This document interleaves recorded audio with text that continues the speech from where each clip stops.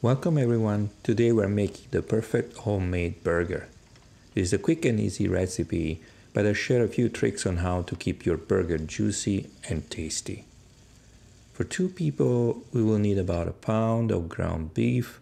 I usually get the grass-fed 85% lean beef, a clove of garlic from which we will remove the bud, which is not digestible and causes bad breath, and then some extra virgin olive oil and some salt.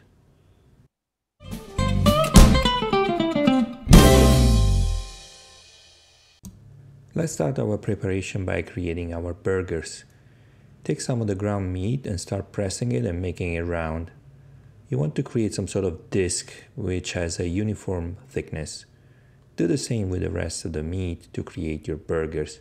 And don't forget to wash your hands after manipulating raw meat. It can be quite nasty.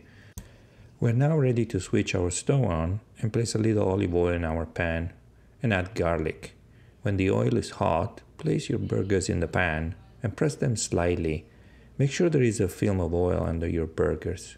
Turn them around a little in the pan so that they feel comfortable in there. Now it's time to lower the heat to about half power and cover. Set your timer to 5 minutes and let your burgers cook. After 2 or 3 minutes, remove the garlic so it doesn't get burned and keep cooking until the 5 minutes elapse.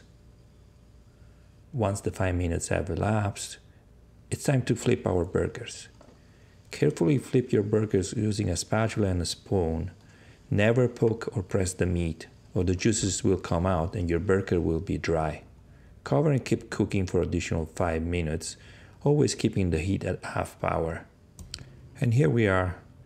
After 5 minutes, we are ready to serve our burgers on a bed of arugula or however you like them best.